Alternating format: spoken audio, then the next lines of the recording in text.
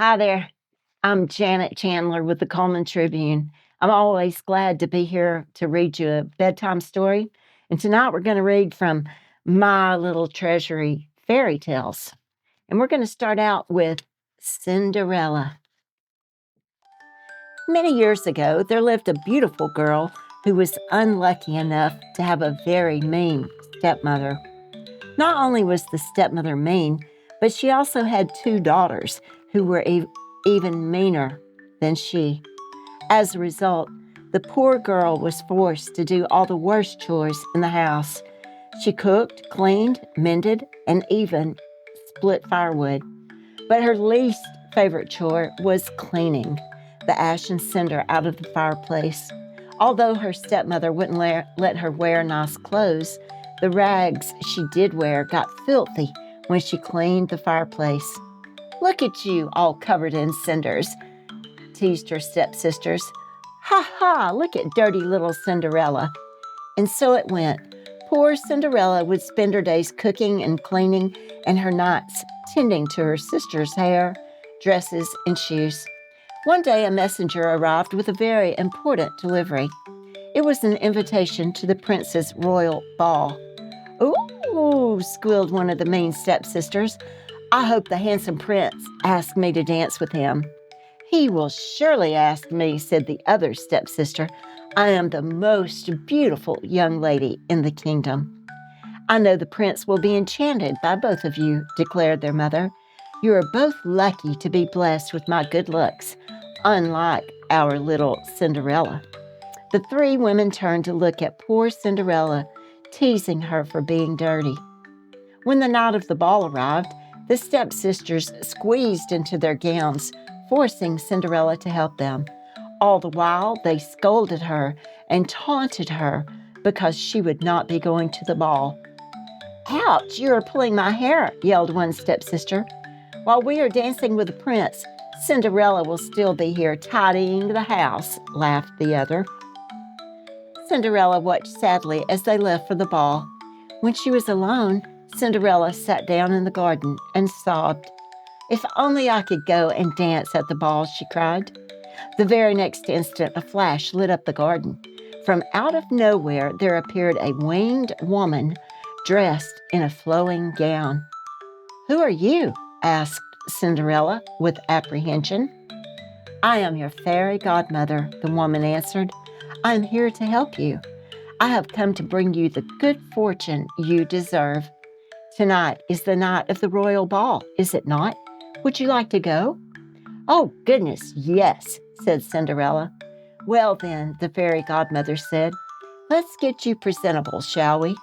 With a wave of her hand, the fairy showered the garden with sparks. When Cinderella opened her eyes, she was amazed by what she saw. "Why, my rags have turned into a beautiful gown," said Cinderella, "and the pumpkin and mice have become a coach and a team of fine horses." "You must hurry," said the fairy godmother. "The magic won't last. My spell will be broken at the exact moment that the clock strikes midnight." And with that, the stunning Cinderella was whisked away to the ball. "Who is that girl?" asked one of the guests as Cinderella entered the ball. "She must be royalty." The prince spotted Cinderella and immediately asked her to dance. She blushed slightly but offered her hand. "Who does that girl think she is?" cried her two stepsisters, not knowing the stranger was really Cinderella. As the night wore on, the prince danced only with Cinderella.